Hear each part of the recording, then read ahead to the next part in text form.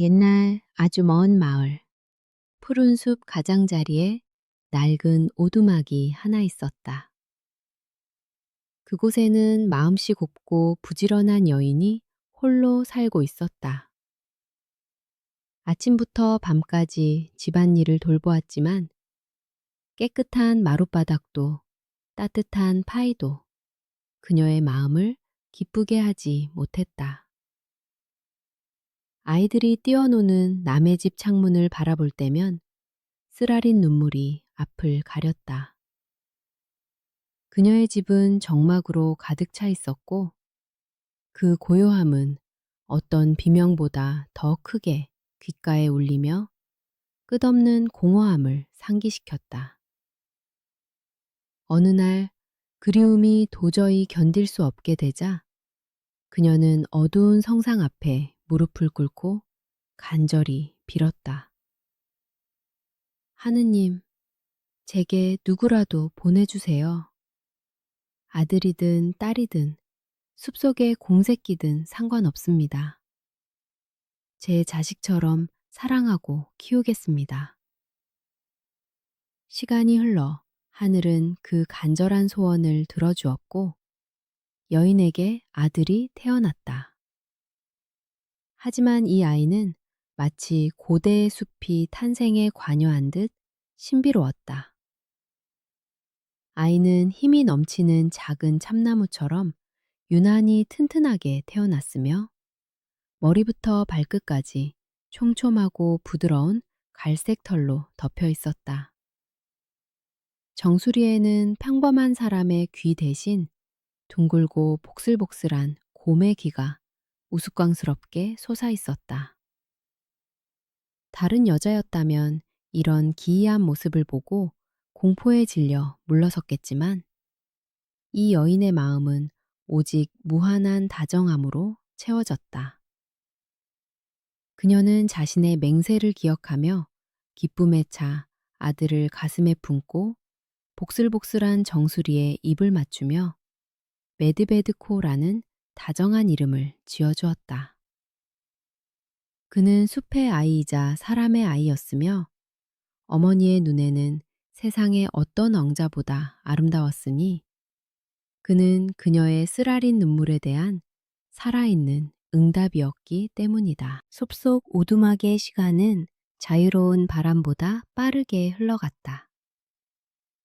메드베드코는 신비한 효모라도 쓴 듯 하루가 다르게 무럭무럭 자랐다.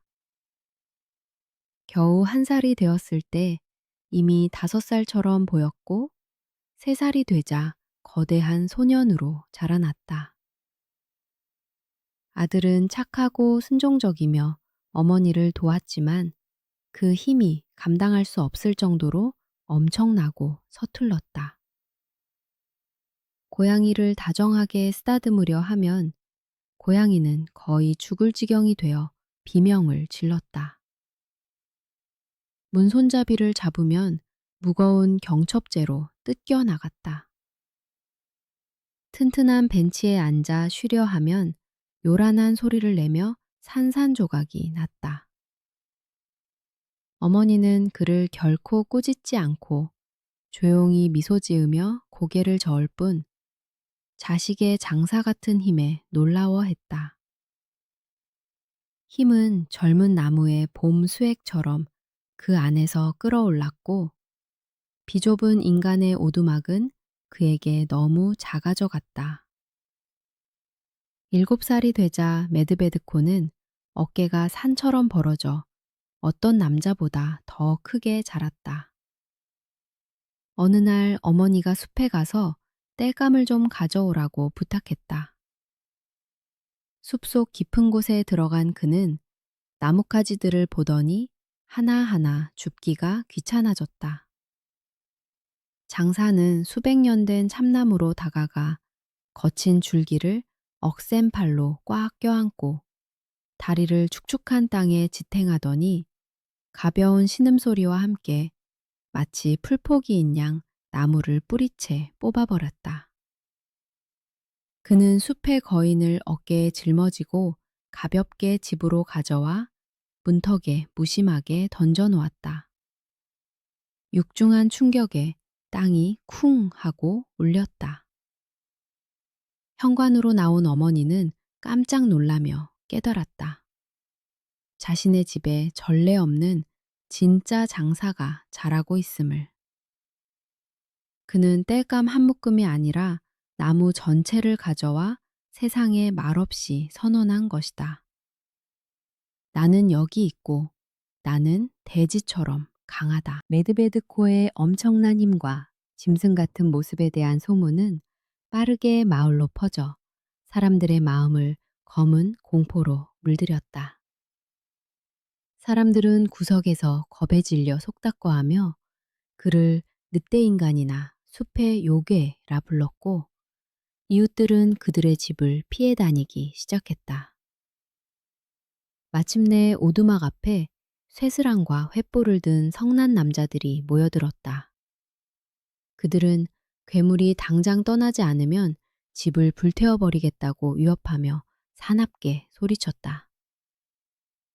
메드베드코는 그 악에 바친 고함 소리를 들으며 어머니의 창백한 뺨에 흐르는 뜨거운 눈물을 보았다. 그는 자신이 어머니에게 짐이 되었음을 깨달았다. 사람들의 두려움은 선행에 대한 기억보다 강했고 그들의 수호자가 될 수도 있었던 그는 그들의 눈에 철천지 원수가 되어 있었다. 메드베드코의 가슴은 연민으로 아프게 조여왔고 그는 힘든 결정을 내렸다. 장사는 늙은 어머니에게 다가가 눈물을 닦아주며 조용히 말했다. 울지 마세요, 어머니. 제가 떠나겠습니다. 이곳은 제게 너무 좁고 사람들도 저를 좋아하지 않아요. 넓은 세상으로 나가 제 힘이 필요한 곳을 찾아보겠습니다. 어머니는 서럽게 울었지만 아들의 말이 옳다는 것을 알기에 길을 떠날 조촐한 보따리를 챙겨주었다. 그녀는 성호를 그으며 당부했다. 가거라 아들아. 약한 자에게는 친절하고 악한 자에게는 두려운 존재가 되어라. 그리고 네가 숲의 짐승이 아니라 사람이라는 것을 항상 기억하거라. 메드베드코는 이름을 떨치면 돌아오겠다고 약속하며 작별의 인사로 어머니를 조심스럽게 안았다.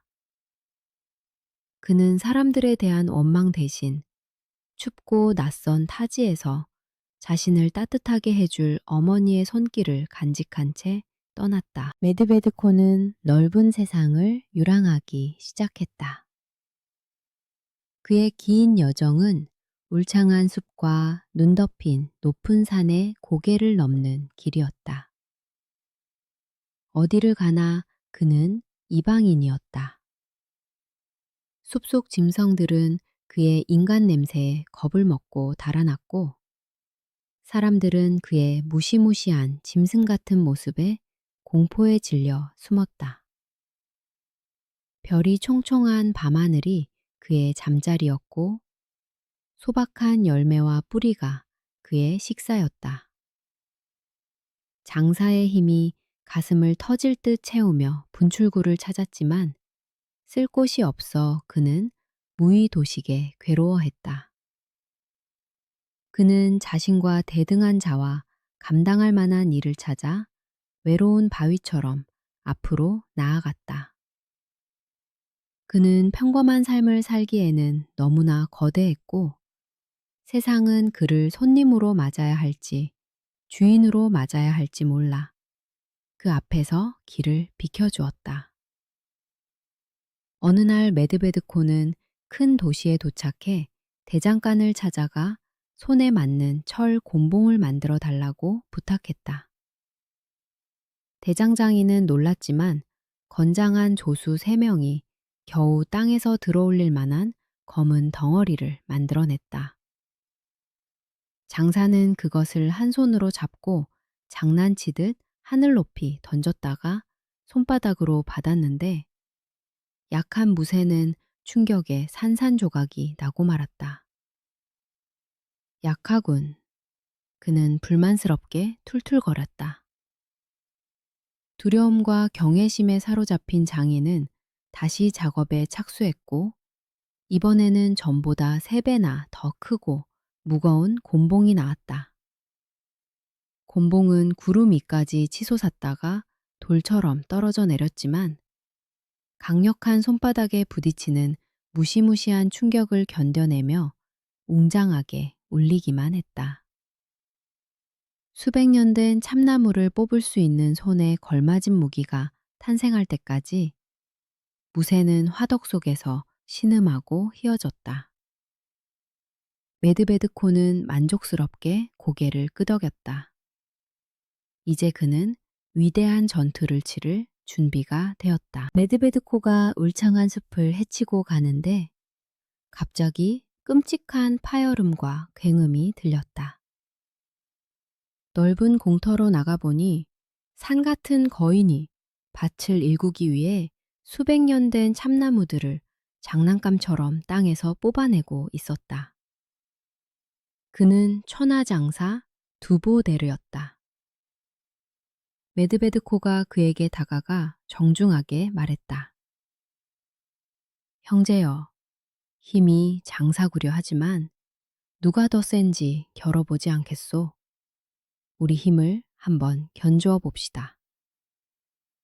그들은 무거운 철 곤봉을 집어 들었다. 두보데르가 전나무 꼭대기 높이까지 곤봉을 던져 올렸지만 메드베드코는 힘껏 휘둘러 무기를 흰 구름 속으로 사라지게 만들었다. 거인은 패배를 인정하고 깊이 허리를 숙이며 동료로 받아달라고 청했다. 두 거인이 숲에서 만나자 땅이 그들의 발걸음에 진동했지만 그들의 마음은 굳건한 우정을 향해 열려 있었다. 의형제는 길을 떠나 곧 높고 험준한 산에 이르렀다. 갑자기 무시무시한 굉음이 들렸다. 협곡 사이에 바위 같은 사나이가 서서 거대한 어깨로 절벽을 밀고 집채만한 바위들을 마른 빵 부스러기처럼 잘게 부수며 길을 내고 있었다. 그는 천하장사 캄넬롬이었다. 메드베드코는 웃으며 자신의 무거운 곤봉을 내밀었다. 안녕하시오, 젊은 장사여. 팔 힘이 대단하구려. 누구의 기계가 더 높이 날아오르는지 한번 봅시다. 캄넬롬이 먹구름 바로 밑까지 무쇠를 던져 올렸지만 메드베드코는 힘껏 던져 곤봉을 푸른 하늘 속으로 완전히 사라지게 했다. 산의 장사는 감탄하며 숲의 형제를 맏형으로 인정하고 그들과 어깨를 나란히 했다. 이제 그들은 셋이 되었다. 숲의 힘, 산의 힘, 짐승의 힘이 하나로 뭉쳐 부서지지 않는 주먹이 된 것이다. 장사들은 가지가 무성한 참나무 아래 뜨거운 모닥불을 피우고 앉아 중요한 회의를 열었다. 그들은 함께라면 어떤 불행도 두렵지 않다는 것을 깨달았다. 그들은 타오르는 불길 위로 서로의 억센 손을 내밀고 깨지지 않을 충성의 맹세를 했다. 이제부터 우리는 의형제다. 밤의 정적 속에 그들의 굵은 목소리가 울려 퍼졌다.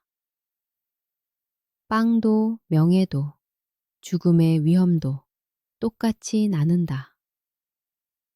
서로를 위해 태산처럼 버티고 절대 물러서거나 배신하지 않는다. 두보데르와 캄넬롬은 만장일치로 메드베드코를 맏형이자 우두머리로 인정했다. 힘에서도 지혜에서도 그와 겨룰 자가 없었기 때문이다. 의형제들은 그들의 장사다운 기계에 걸맞은 위대한 모험을 찾아 계속 함께 나아가기로 했다.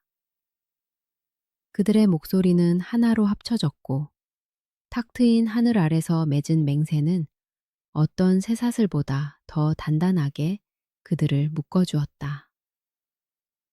세상을 떠돌던 의형제들은 나무들이 가지를 얽어 하늘을 가린 가장 깊고 험한 숲속으로 들어갔다. 그들은 어둡고 잔잔한 검은 호수 기슭에 도착했다. 물은 검은 거울처럼 굳어 있었고 기슭에는 낡은 사냥꾼 오두막이 외롭게 검은 자태를 드러내고 있었다. 주위에는 인기척이 없었고 새들조차 노래하지 않는 죽음 같은 불길한 정적만이 감돌았다. 장사들은 이곳보다 야영하기 좋은 곳은 없으리라 생각했다. 그들은 오두막을 차지하고 차가운 화덕에 즐겁게 불을 피웠지만 자신들이 남의 영토를 침범했다는 사실은 알지 못했다. 집은 비어 있었지만 공기는 무거웠고 마치 이끼 낀 벽들이 누군가의 사악한 숨결을 기억하며 진짜 주인이 돌아오기를 기다리는 듯 했다. 다음 날 아침, 메드베드코와 캄넬롬은 사냥하러 숲속으로 들어갔고 두보데르는 주인 노릇을 하며 점심을 끓이러 오두막에 남았다. 그가 거대한 무쇠솥에 든든한 죽을 끓이며 휘젓고 있는데 갑자기 문을 두드리는 소리가 들렸다. 장사가 무거운 문을 열자 놀랍게도 아주 작고 주름진 노인이 문턱에 서 있었다. 키는 손톱만한데 헝클어진 흰 수염은 팔꿈치만해서 축축한 땅에 질질 끌렸다. 손님의 눈은 작고 날카로웠으며 송구처럼 사악했다. 노인은 삐걱거리는 목소리로 따뜻한 불 좀 쬐고 뜨거운 죽 좀 맛보게 해달라고 징징거렸다. 거대한 두보데르는 그를 내려다보며 너그럽게 웃어넘기고 경계심을 풀었다. 그는 너무 작아서 마른 버섯처럼 해가 없어 보였지만 가늘게 뜬 눈 속에는 수백 년 된 참나무도 쓰러뜨릴 사악한 힘이 숨어 있었다. 두보데르는 코웃음을 치며 거칠게 청원자를 밀쳐냈다. 너는 너무 작아서 장사의 음식을 축낼 자격이 없다. 그 순간 노인이 돌변했다. 그는 회오리 바람처럼 날아올라 채찍 같은 긴 수염으로 거인을 후려쳐 쓰러뜨렸다.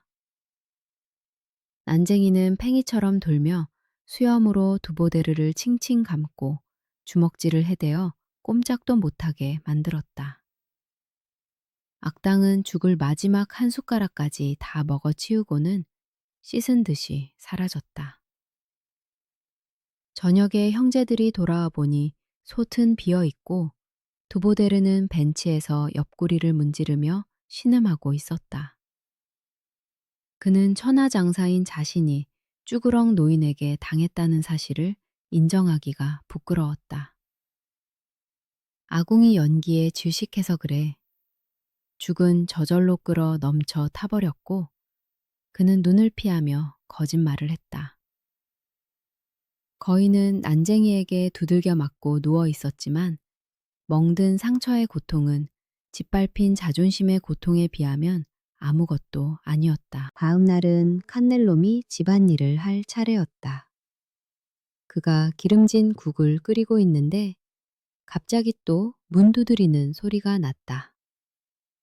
키는 손톱만 하고 수염은 팔꿈치만한 그 노인이 나타나 음식을 요구했다. 오만한 장사는 위험을 감지하지 못한 채 경멸하듯 손을 저어 쫓으려 했다. 순식간에 격분한 난쟁이는 솔개처럼 달려들어 거인을 쓰러뜨리고 작은 주먹으로 마구 때려 눈앞이 캄캄하게 만들었다. 손님은 솥을 반짝거릴 정도로 핥아먹고는 사라졌다.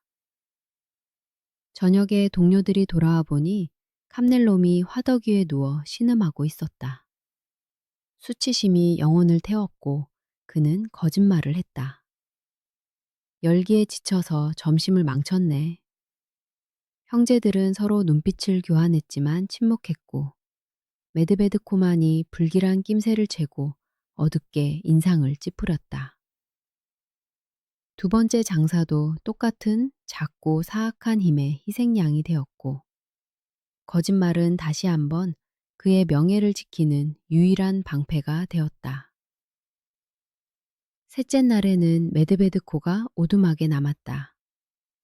그의 심장은 불길함을 느꼈고 형제들의 흔들리는 눈동자에서 숨겨진 공포를 보았다. 장사는 든든한 죽을 끓이고 창가에 앉아 기다렸다. 그때 불청객이 찾아왔다. 키는 손톱만 하고 수염은 팔꿈치만한 노인이었다. 메드베드코는 약한 자에게 친절하라는 어머니의 신성한 가르침을 기억하며 정중하게 맞이했다. 앉으시오, 어르신. 식사나 좀 하십시오. 그러나 거인들을 손쉽게 이기는데 익숙해진 사악한 난쟁이는 건방지게 콧방귀를 끼며 숟가락으로 떠먹여 달라고 요구하더니 급기야 수염으로 눈을 찌르려 하며 주인을 공격했다. 하지만 어림도 없었다. 메드베드코는 순식간에 앙상한 팔을 강철 같은 소나기로 낚아채 벤치에 누르고 무섭게 으르렁거렸다. 이 고약한 쭈그렁 늙은이 같으니 내 형제들을 괴롭힌 게 바로 너였구나. 그는 거칠음이 아닌 침착한 힘으로 악을 맞이했고 노인은 처음으로 자신이 영원히 움직일 수 없는 바위에 부딪혔음을 공포 속에 깨달았다. 사악한 늙은이는 장화 밑에 뱀처럼 쉭쉭 거리고 새 같은 소나기에서 벗어나려 발버둥 쳤지만 메드베드코는 손가락을 더 꽉 조일 뿐이었다. 그는 날쌘 악당의 본질이자 마법의 힘이 깃든 긴 흰 수염을 움켜쥐고 주먹에 감아버렸다. 난쟁이는 미친 듯이 비명을 지르며 팽이처럼 돌고 날카로운 이빨로 공격자를 물려고 했지만 다 허사였다. 잡았다. 이 늙은 사기꾼아. 이제 모든 대가를 치르게 해주마. 장사는 즐겁고도 무섭게 선고했다. 그는 버둥거리는 포로를 말썽 피운 새끼 고양이처럼 오두막 밖 넓은 마당으로 끌고 나갔다. 그곳에는 번개를 맞아 쪼개진 거대한 참나무 그루터기가 있었다. 악당이 무자비하게 남을 후려치던 수염은 이제 그 자신의 사슬이 되었고 진짜 장사의 강력한 손안에서 한때 위협적이었던 난쟁이는 비참하고 무력한 인형으로 변했다. 메드베드코는 버둥거리는 노인을 깊은 균열이 입을 벌리고 있는 두꺼운 참나무 구루터기로 끌고 갔다. 그는 틈새에 단단한 쐐기를 능숙하게 박아 넣어 틈을 한 개까지 벌렸다. 비명과 저주를 듣지도 않고 장사는 흰 수염을 움켜쥐고 나무의 아가리 깊숙이 힘껏 밀어넣었다. 그러고는 단 한 번의 날카로운 타격으로 쐐기를 쳐냈다. 나무가 둔탁한 소리를 내며 다쳤고 악당의 털꼬리를 단단히 물어버렸다. 이제 난쟁이는 꼼짝없이 덫에 걸렸다. 그는 몸을 비틀고 울부짖으며 자비를 구걸했지만 메드베드코는 만족스럽게 손을 털 뿐이었다. 그는 형제들이 자신들을 괴롭힌 자를 직접 볼 수 있도록 기다리기로 했다. 그는 탐욕과 간교함에 살아있는 기념비처럼 자신의 악의에 의해 수백 년 된 나무에 묶인 노인을 그곳에 남겨두었다. 저녁이 되자 두보데로와 캄넬롬이 사냥에서 돌아왔다. 메드베드코는 짓궂은 미소를 지으며 그들을 맞이했다. 자, 형제들, 이리 와보게. 아까 자네들을 혼쭐 낸 녀석을 보여주지? 장사들은 얼굴이 빨개져 눈을 내리깔았지만 순순히 뒤를 따랐다. 그러나 공터로 나왔을 때 그들은 말문이 막혀 멍하니 멈춰섰다. 그곳에는 포로로 잡힌 노인도 두꺼운 그루터기도 없었다. 땅에는 거대한 검은 구멍만 입을 벌리고 있었고 깊고 푸석한 도랑이 숲속으로 뻗어 있었다. 난쟁이는 힘이 어찌나 세고 사나운지 나무를 뿌리째 뽑아 그 무거운 짐을 수염에 매달고 끌고 도망친 것이었다. 땅은 마치 허리케인이 지나간 것처럼 파헤쳐져 있었고 그들은 자신들이 상대한 것이 평범한 노인이 아니라 자신들과 대등한 어둠의 힘이라는 것을 깨달았다. 장사들은 새로운 흔적을 쫓아 추격에 나섰다. 무거운 구루터기가 파놓은 깊은 도랑은 덤불을 무자비하게 부러뜨리고 돌을 뒤집으며 울창한 숲을 가로질러 곧장 이어졌다. 얼마나 달렸을까? 갑자기 숲이 갈라지며 흔적은 괴물의 탐욕스러운 입처럼 땅에 입을 벌리고 있는 거대하고 끝없는 구멍 가장자리에서 뚝 끊겼다. 가장자리에는 흰 수염 뭉치가 붙은 참나무 그루터기가 버려져 뒹굴고 있었다. 교활한 녀석이 닿을 수 없는 지하 깊은 곳으로 뛰어들기 위해 풀려난 것이 분명했다. 메드베드코는 밝은 햇살조차 감히 비추지 못하는 무시무시한 검은 심연을 겁없이 들여다보았다. 놈이 땅속으로 들어갔네, 형제들. 우두머리가 가장자리에서 물러나며 침통하게 말했다. 놈은 평범한 노인이 아니라 강력한 마법사야. 흔적은 허공에서 끊겼고 깊은 곳에서 그들을 바라보는 어둠은 무덤의 냉기와 지하 왕국의 고대 비밀을 내뿜고 있었다. 의형제들은 가해자를 처벌하기 위해 지하 왕국으로 내려가기로 결심했다. 그들은 생가죽 끈과 힘줄로 길고 튼튼한 밧줄을 꼬았지만 가장자리에서 주저하며 멈춰 섰다. 두보데르와 캄넬롬이 검은 심연을 들여다보며 몸을 떨었고 아무도 먼저 미지의 세계로 발을 내디딜 엄두를 내지 못했다.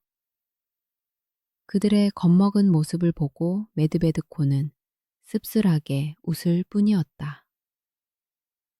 에이, 장사들이여. 산을 옮길 힘은 있으면서 배짱은 쥐꼬리만 하구나. 나를 내려주게. 그는 밧줄로 몸을 묶고 무거운 곤봉을 고쳐진 다음 뒤도 돌아보지 않고 입을 벌린 허공으로 발을 내디뎠다.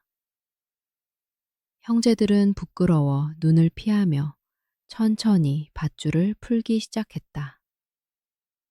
그는 빛과 두려움을 위에 남겨두고 어둠 속으로 들어갔으며 그의 믿음직한 공복만이 이 위험한 하강의 유일한 친구였다. 메드베드코는 발이 땅에 닿을 때까지 오랫동안 어둠 속을 내려갔다. 주위를 둘러본 그는 멈칫했다. 그곳은 어둠이 아니라 신비로운 빛이 지배하고 있었다.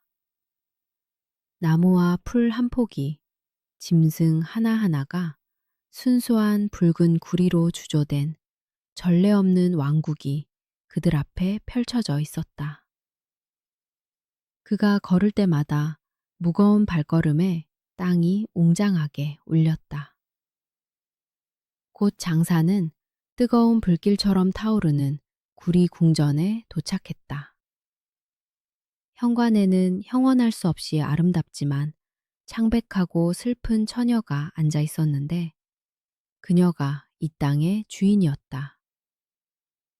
그녀는 처음에는 낯선 이의 무시무시한 모습에 겁을 먹었지만 메드베드코는 다정한 말로 그녀를 안심시켰다. 공주는 사악한 마법사에게 잡혀 포로 생활을 하고 있다고 털어놓았다. 영웅은 포로를 구해주겠다고 맹세했지만 먼저 납치범을 찾아야 했다.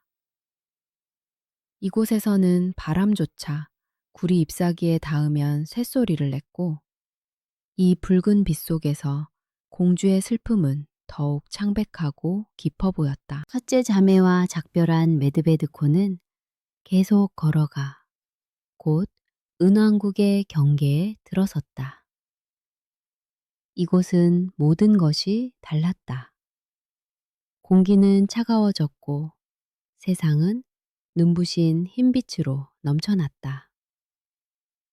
주위에는 순은으로 된 잎사귀를 가진 숲이 우거져 있었고 발밑에는 녹은 금속으로 된 맑은 개울이 흐르고 있었다. 높은 은색 저택에는 보름달이 별을 가리듯 첫째보다 더 아름다운 둘째 공주가 갇혀 있었다. 장사를 본 그녀는 두 손을 들어 올리며 마법사가 교활하고 치명적으로 위험하다고 걱정스럽게 경고했지만 메드베드코는 무거운 곤봉의 손잡이를 더 꽉 쥘 뿐이었다. 자신의 정의를 확신한 그는 악당을 물리치는 대로 그녀를 데리러 오겠다고 약속했다. 은빛은 눈을 멀게 할 듯 했지만 이 귀중하고 반짝이는 감옥에서 구원자를 간절히 기다리는 포로의 얼어붙은 마음을 녹일 수는 없었다. 마침내 메드베드코는 지하 세계의 심장부인 금왕국에 도착했다.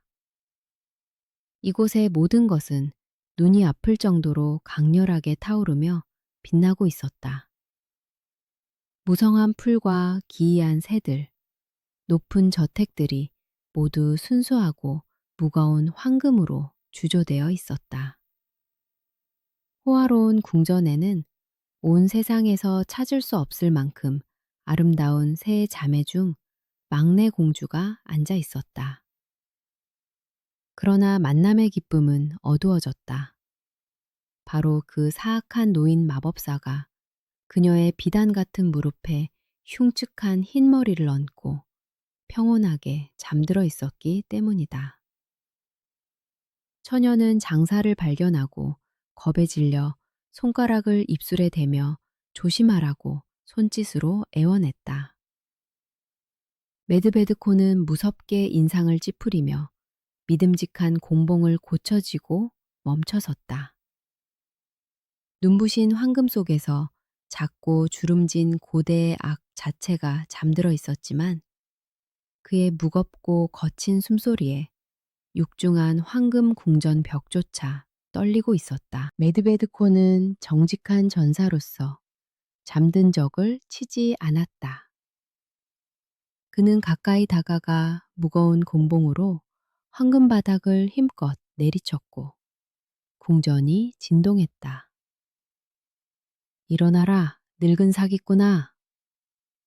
장사가 천둥 같은 목소리로 외쳤다. 네, 최후의 시간이 왔다. 마법사는 즉시 눈을 떴고 그 안에서 지옥의 불길이 타올랐다. 자신을 공격한 자를 보자 그는 벌떡 일어나 무섭게 변하기 시작했다. 마른 몸이 갑자기 커지며 괴물 같은 힘으로 부풀어 올랐고 뼈가 우두둑거리며 피부가 검게 변했다. 순식간에 비참한 노인은 사라지고 영웅 앞에는 거대하고 끔찍한 지하 악마가 우뚝 솟았다.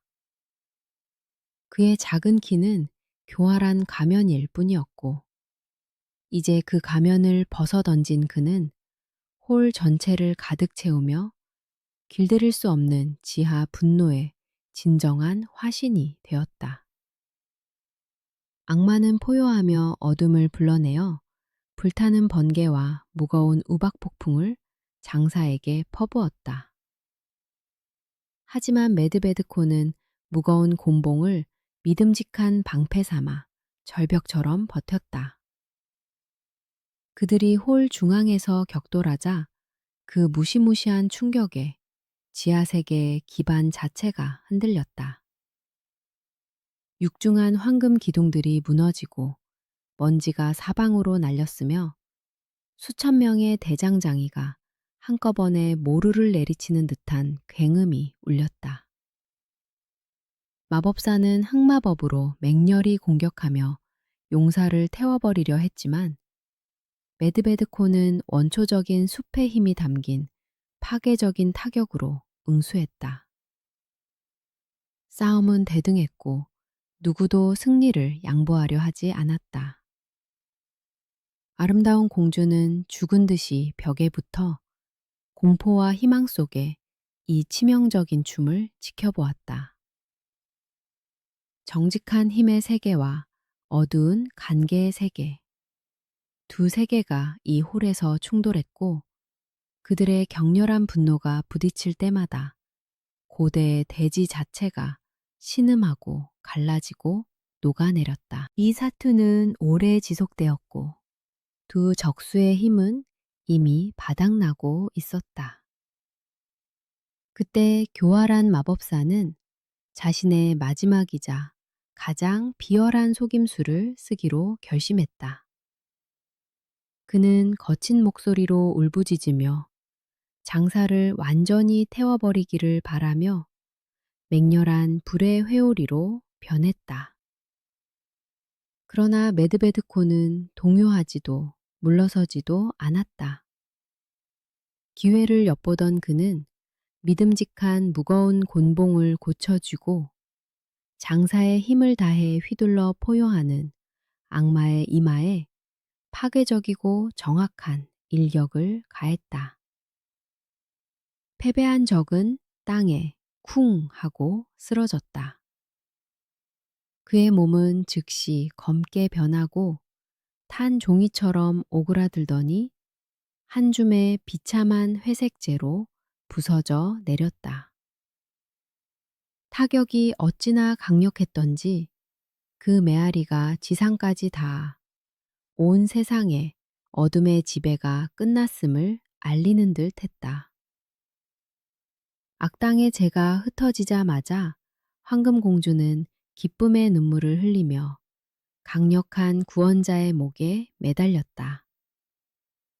그들은 버려진 궁전에서 지체하지 않고 돌아오는 길에 그리워하던 자매들인 은공주와 구리공주를 데리고 귀환길에 올랐다.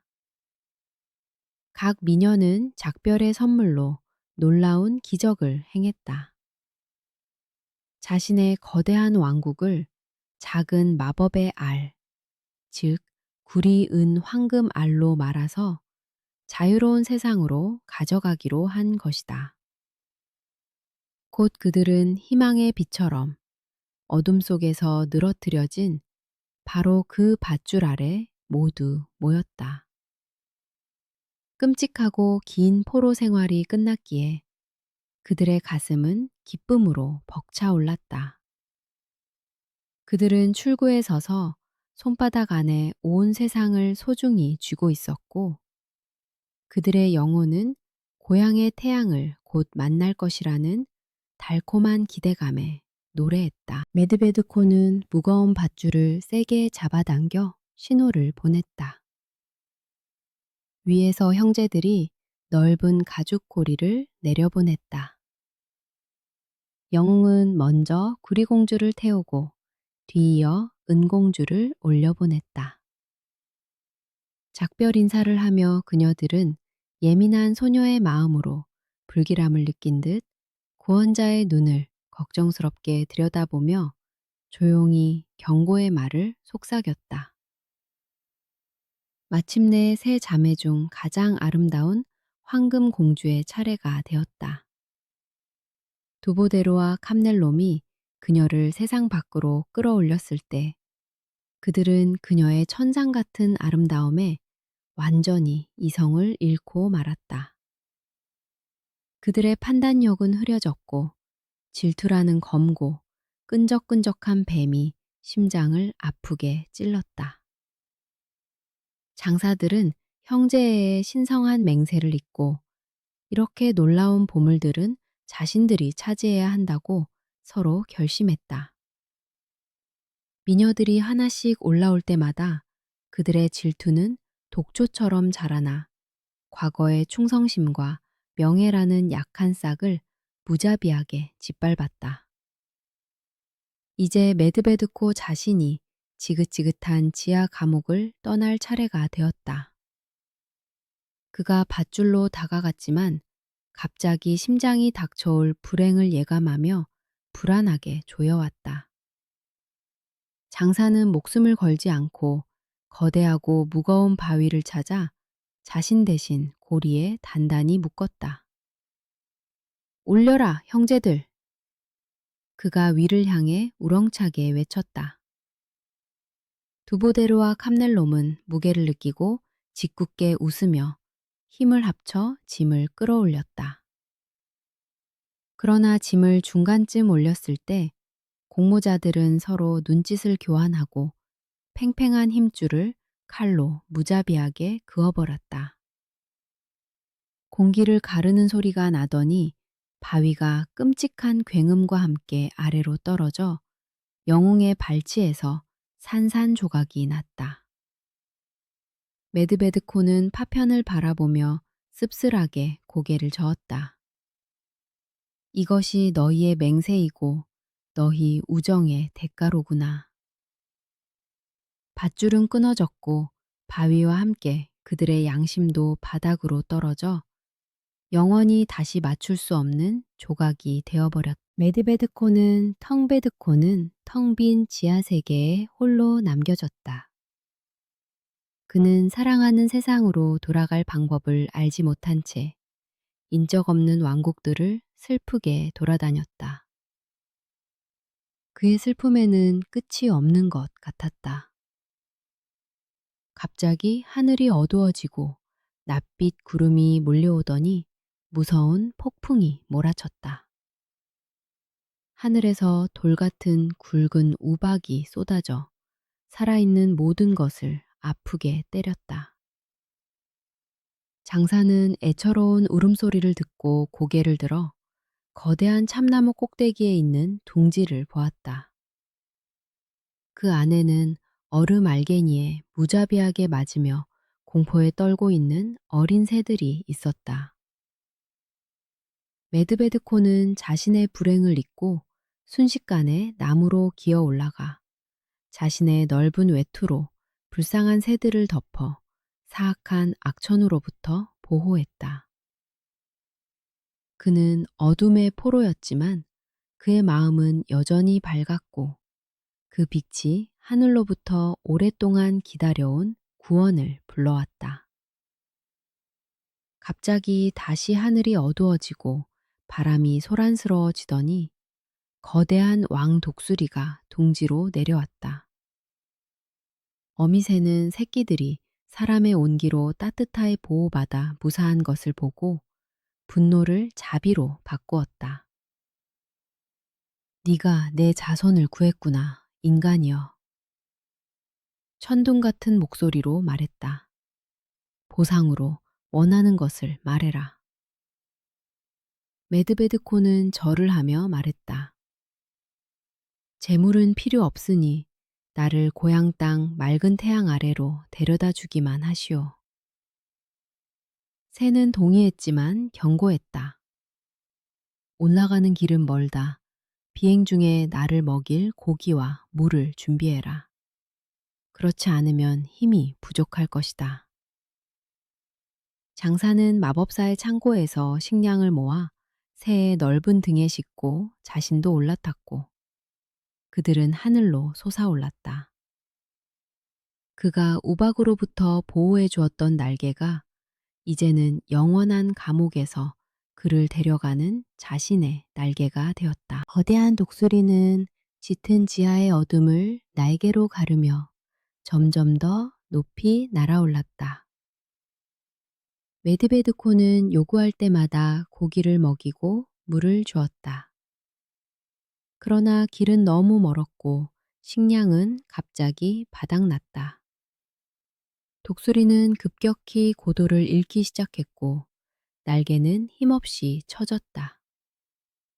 고기새가 쉰 목소리로 울부짖었다. 어서 줘. 그렇지 않으면 추락한다. 장사가 보니 빛이 가까웠지만 닿기에는 역부족이었다. 그는 한순간의 망설임도 없이 칼을 뽑아 자신의 종아리살을 베어내어 구원자의 부리에 던져 넣었다. 독수리는 뜨거운 희생물을 삼키고 새로운 광적인 힘을 얻어 마지막 강력한 도약으로 탑승자를 푸른 풀밭으로 데려갔다. 그는 하늘이 자신을 다시 영원한 어둠 속으로 떨어뜨리지 않도록 자신의 피로 하늘을 먹인 것이다. 그들은 고향 땅의 부드러운 풀 위에 내려앉아 숨을 돌렸다. 그때 지혜로운 독수리가 물었다. 말해보게, 인간이여. 마지막에 나에게 먹인 것이 무엇인가? 내 평생 그렇게 달고 든든한 것은 먹어본 적이 없다. 메드베드코는 말없이 바짓단을 걷어 피가 흐르는 종아리의 깊은 상처를 보여주었다. 새는 그토록 위대한 희생정신에 경악했다. 독수리는 바로 그 살점을 뱉어내어 상처에 조심스럽게 붙이고 생명을 주는 입김을 불어넣었다. 그러자 기적이 일어났다. 살이 순식간에 붙고 다리는 건강하고 튼튼해졌다. 장사는 날개 달린 친구에게 감사하고 결연히 수도를 향해 걸어갔다. 친구를 구하기 위해 내어준 살은 신성하여 영원히 잃어버릴 수 없기에 상처는 흉터 하나 남기지 않고 아물었다. 매드베드코는 무거운 문을 활짝 열고 연회장으로 들어섰다. 그곳에서는 두보데르와 캄넬롬이 수치심도 잊은 채 울고 있는 미녀들을 제단으로 강제로 끌고 가고 있었다. 살아있는 의형제를 보자 배신자들은 시체처럼 하얗게 질렸고 무시무시한 유령이 자신들의 검은 영혼을 가지러 왔다고 생각하여 동물적인 공포에 사로잡혀 무릎을 꿇었다. 공주들은 기쁨의 비명을 지르며 구원자에게 달려가 그의 든든한 등 뒤로 숨었다. 장사는 옛 형제들을 차가운 눈빛으로 훑어보았다. 그는 일격에 그들을 으스러뜨릴 수도 있었지만 무거운 주먹을 내렸다. 살아라. 그가 경멸하며 내뱉었다. 너희의 영원한 두려움과 사람들의 수치가 너희에게 최악의 형벌이 될 것이다. 꺼져라. 그는 그들이 받을 자격이 없는 삶을 주었다. 복수 같은 사소하고 더러운 것을 담아두기에는 그의 위대한 마음이 너무나 고결했기 때문이다. 곧 온 세상이 들썩거리는 연회가 열렸고 세상이 본 적 없는 성대한 결혼식이 거행되었다. 메드베드코는 사랑하는 황금 공주를 정식 아내로 맞이했고 언니들은 어려운 시기에 절대 배신하지 않을 훌륭하고 정직한 기사들에게 시집 보냈다. 우리의 숲속 장사는 위대한 왕이 되었고 가장 먼저 늙은 어머니를 넓은 궁전으로 모셔와 큰 존경과 효심으로 보살폈다. 그는 오랫동안 지혜롭게 땅을 다스리며 약자를 보호했다. 백성들은 곰에 꺾이지 않는 힘과 인간의 큰 마음을 가진 왕에 대한 전설을 입에서 입으로 전하며 그들의 군주를 숭배했다. 그리고 그의 번영하는 왕국에서 힘은 언제나 선을 위해서만 쓰였고 황금은 사랑, 충성, 명예라는 진짜 보물을 위한 장식일 뿐이었다.